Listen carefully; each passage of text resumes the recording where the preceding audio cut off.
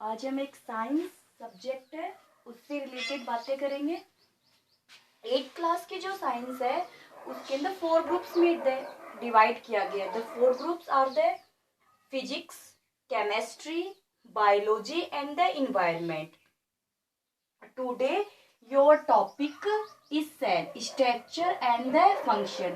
This topic या this chapter the part of the biology. अभी मैंने आपको डिवाइड करके बताया था कि आपकी जो साइंस है उसको 4 पार्ट्स में डिवाइड किया गया है, तो वहीं से अपन सब्जेक्ट लेते हैं, बायोलॉजी का सब्जेक्ट लेंगे।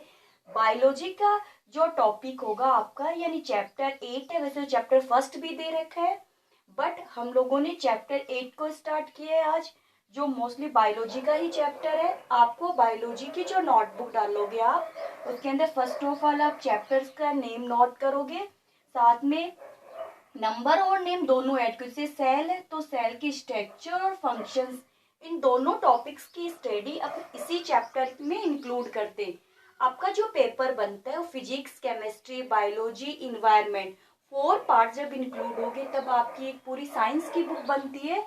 और एग्जाम के अंदर जो साइंस का पेपर है वो आपका 80 मार्क्स का आता है यानी, और 20 मार्क्स जो आपके होंगे बोर्ड एग्जाम के अंदर वो आपको स्कूल के अंदर जो टर्म होते हैं, first term, second term, half yearly, और आपकी प्रेजेंटेशन कितनी होगी, आप कितना अच्छा वर्क करते हो, उसी के अकॉर्डिंग ये आपको मार्क्स दिए जाएंगे। बट 80 मार्क्स का आपका पेपर आता है। तो इसी सिलेबस को कंटिन्यू करते हुए हम चैप्टर 8 की बात करते हैं आज, जो है स्ट्रक्चर एंड फंक्शन। किसकी स्ट्रक्चर और फंक्शन है? ये सेल की स्ट्रक्चर और फंक्शन है। अब देखिए ये चैप्टर किसका है? आपका बायोलॉजी का, बायोलॉजी। यहाँ देखिए वर्ड क्या यूज किया है मैंने, बायो। तो बायो का मीन्स क्या हुआ? लाइफ। Logy means study. तो लाइफ की क्या करनी है? स्टडी करनी है।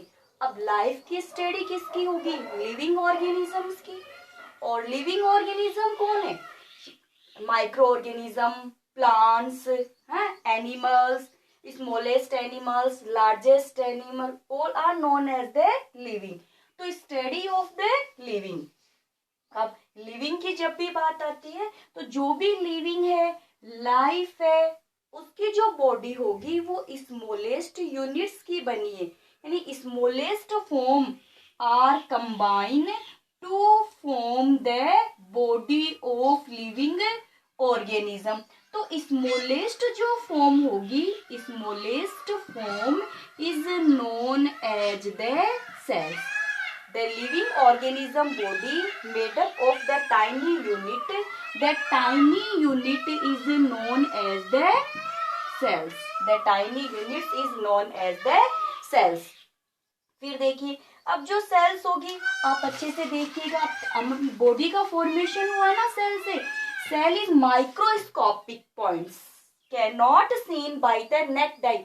नेक्ड आई का मीन्स अपन नॉर्मल आई से देखते हैं ना, जैसे अपन कोई भी या आपको बोर्ड दिखाई दे रहा है, मार्कर्स आपको दिखाई दे रहा है, आपकी जो क्लासरूम होगी, आपके घर के अंदर जो भी मटेरियल है उसको आप इजिली से सीन कर पा रहे हो, तो वो तो अपन क्या बोलते हैं? नेक्ड आई से अपन देख रहे, बिना किसी लेंस के अपन देखते हैं।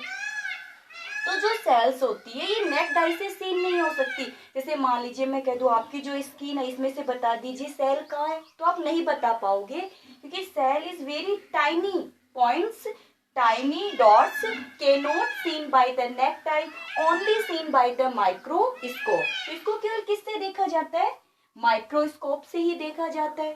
फिर देखिएगा जो सेल्स की बात करते हैं यानी एक सेल से मैनी सेल्स कंबाइन होगी और कंबाइन होने के बाद में बनेगा tissue. Many cells are combine to form the tissue. Best example of the tissue is blood, like as RBC, red blood cells, WBC, white blood cells and the platelets are combined to form the blood। और blood is a example of the tissue। तो यही तो कहा था कि many cells are combined, तो RBC, WBC, platelets, plasma ये सब combine होंगे और combine होने के बाद में क्या बनेगा? blood। तो blood बन गया, तो tissue का example क्या दे दो आप समझने के लिए? blood को दे दो। Then after the many tissue are combined to form the organ। Many organs are combined to form the organ system and organ system to form the living body. तो देखिए कहाँ से स्टार्ट हुआ, ये बॉडी बन गई ना, स्ट्रक्चर बन गई, फ्रेमवर्क बन गया, स्ट्रक्चर बनी। तो स्ट्रक्चर बनी इनिशियली कहाँ से थी, सेल से। तो स्ट्रक्चर का फॉर्मेशन कौन करती है, cell. So cell is known as the structural unit. So cell is known as the structural unit. Then after cells, देखिए अपनी जो बॉडी है वहां पे फंक्शन कौन परफॉर्म करता है, organ system, like as the digestion by the digestive system, respiration by the respiratory system, circulation by the circulatory system. तो your body the function performed by the organ system show organ system made of the organ made of the tissue और tissue made up of the cells. तो reverse होके points कहाँ पे आ गया, sales. तो function भी कौन परफॉर्म करता है, cells. So is known as the functional unit. So cell is very tiny points, cannot seen by the naked eye. It is the structural and the functional unit of living organism.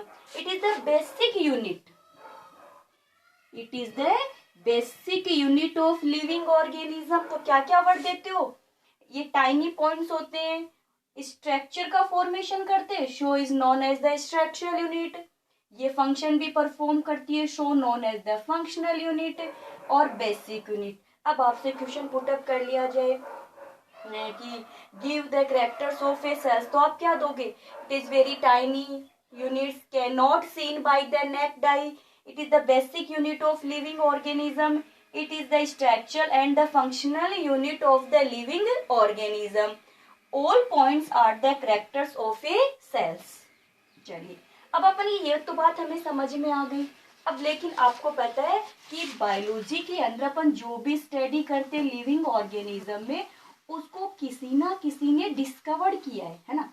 तो अब हमारा next point क्या होगा, who discovered the cells, है ना। First of all who discovered the cells, तो first of all cell discovered by the Robert Hooke, discovered by the Robert Hooke 1665। कब discovered की थी, रॉबर्ट हुक ने की थी, कब, 1665 के अंदर। अगर आपसे पूछा जाए हु डिस्कवर्ड द सेल्स, तो आप यही आंसर दोगे, the cell discovered by the Robert Hooke in 1665। Who discovered the cell, तो रॉबर्ट हुक। अब देखिए अब कहाँ से ऑब्जर्व किया, ये भी तो ना भाई लिविंग है, तो लिविंग ऑर्गेनिज्म होगा, तो लिविंग ऑर्गेनिज्म से तो प्लांट्स हो सकता है, कोई ट्री हो सकता है, एनिमल हो सकता है। तो रॉबर्ट हुक ने क्या किया था, cork of tree, cork of tree से इसको क्या किया था, आइसोलेट किया था, किस पार्ट को, सेल को। अब कॉर्क क्या होता है, तो कॉर्क को अपन क्या बोल सकते हैं, ब्राक। ब्राक का मीन्स आपको पता ही है, जो ट्री का जो स्टेम है, स्टेम का जो हार्ड ब्राउनी पार्ट होता है, जो ड्राई होता है, उस पार्ट को क्या बोला जाता है, ब्राक बोला जाता है। तो जो कॉर्क या ब्राक है ना ट्री का, ये खुद डेड है, यानी नॉन लिविंग है, ठीक है, ये डेड है। तो मीन्स यहाँ से जो सेल डिस्कवर की गई, this cell is the dead cell. ये बात क्लियर है कि who discovered the cells, Robert Hooke discovered the cell, but this cell is the dead cells. अब आपको पता है, अभी अपने कुछ पहले किया था कि सेल, सेल से टिश्यू, टिश्यू से ऑर्गन, ऑर्गन से ऑर्गन सिस्टम, ऑर्गन सिस्टम से किसका फॉर्मेशन होता है, बॉडी का। अब डेड सेल तो कोई फंक्शन परफॉर्म करेगी नहीं, तो इसका मीन्स क्या होता है, सेल फिर लिविंग भी होती है। उसकी बात अपन बाद में करेंगे, लेकिन आप इतनी बात ध्यान में रखिएगा, सेल को फर्स्ट ऑफ ऑल किसने डिस्कवर किया, रॉबर्ट हुक ने किया इन 1665 के अंदर। कहाँ से, cork of the tree. Cork वाला जो पार्ट होता है वो प्लांट का डेड पार्ट होता है। अब देखिए इसने कॉर्क की स्लाइस बनाई थी, छोटे छोटे पॉइंट्स बनाए थे ऐसे, इस फॉर्म में देखा था उसने सेल को। तब उसने क्या कहा था, ये किसके जैसे स्ट्रक्चर बन रही है, कॉम्ब ऑफ हनी बी, है ना, कॉम्ब ऑफ हनी बी, यानी हनी के कॉम्ब की जैसी हो गई।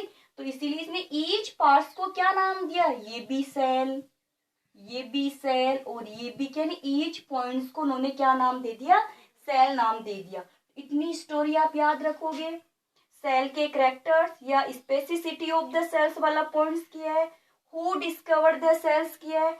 अब यहाँ पे देखिए रॉबर्ट हुक ने जिस सेल को डिस्कवर किया था वो सेल कैसी थी, वो तो क्या थी, डेड सेल्स थी। अब लिविंग सेल्स की भी बात है कि लिविंग सेल्स को भी तो डिस्कवर करना था।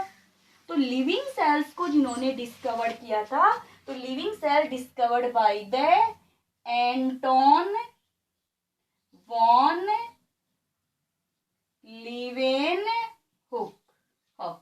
एंटोन वॉन लेवेनहुक ने किसको डिस्कवर किया था, लिविंग सेल को डिस्कवर किया। इन्होंने पहले माइक्रोस्कोप को डिस्कवर किया, उसके बाद में किसको डिस्कवर किया था, तो आपसे बात है नहीं सिलेबस में, फिर मैंने नॉर्मली बता दी क्योंकि माइक्रोस्कोप को भी इन्होंने डिस्कवर किया था, इलेक्ट्रॉनिक माइक्रोस्कोप वगैरह।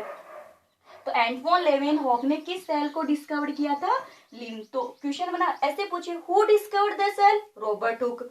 Who discovered the living cell, तो एंटोन लेवेनहॉक। नेक्स्ट वीडियो के अंदर अपन इससे रिलेटेड और बातें करेंगे, सेल से रिलेटेड। तो आप इतनी एक बार रिवाइज कीजिएगा, 2-3 बार देखिएगा आराम से टॉपिक को। ये आपका 8 का चैप्टर स्टार्ट किया है।